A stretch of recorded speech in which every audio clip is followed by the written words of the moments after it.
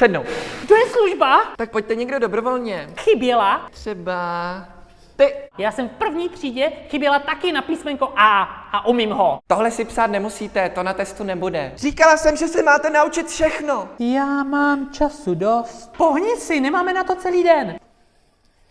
Řekni to nahlas, ať se taky pobavíme. Vracek, kde máš přezůvky? Tady je to jak v opičárně, otevřete někdo okno. Ty si sem chodíš jak chceš, škola není žádný holoubník. Měli jste na to celé prázdniny. Nějaký dobrovolník k tabuli. Takže od okna. Ne? Tak si vemte papíry. A, B. Ticho! Jestliže to nepřečtu, tak to beru jako, že to je špatně. Tady se zas někdo nepodepsal.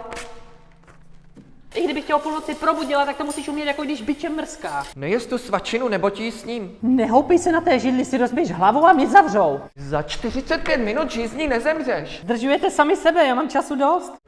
A za dveře. Vyhoď tu žvíkačku do koše.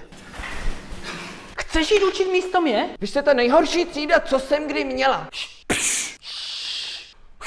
Ty neběhej mi tady. Dneska máme 6., takže k tabuli půjde... Kučavíková.